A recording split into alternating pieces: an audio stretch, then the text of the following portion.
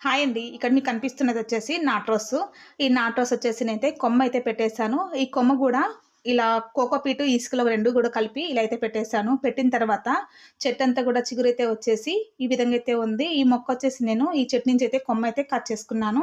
ఈ చెట్టు వచ్చేసి 150 రూపీస్ పెట్టి నేను చిన్న మొలకైతే తీసుకొచ్చి నాటేసానండి. ఇప్పుడొచ్చేసి పెరిగి ఇంత పెద్దదైతే అయిపోయిందనమాట చెట్టు. ఈ చెట్టు వచ్చేసి ఇప్పటికి నేను 4 టైమ్స్ అయితే గనక కొట్టేసాను. కొట్టినప్పటికి గూడా మళ్ళీ చిగుర్లు అయితే వచ్చి చెట్టు నిండా పూలైతే ఇంకా చాలా బ్యూటిఫుల్‌గా అయితే వస్తాయి. ఇందులోంచి తీసిన కొమ్మలైతే కొన్ని అక్కడక్కడైతే గనక నేను నాటేసాను. అంటే నేలలో నాటేసాను. ఇలా అయితే వచ్చేసాయి చూడండి. ఇందులో నుంచి పూలైతే గనక చాలా సూపర్‌గా బ్యూటిఫుల్‌గా అయితే కలర్‌ఫుల్‌గా అయితే ఉన్నాయి ఫ్లవర్స్ అయితే గనక.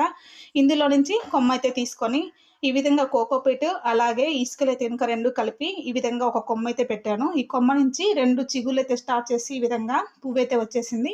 ఈ వీడియో ఎలా అనిపించిందో నాకు లైక్ చేయండి, కామెంట్ చేయండి, షేర్ చేయండి, అలాగే సబ్స్క్రైబ్ చేసుకోండి. Thank you for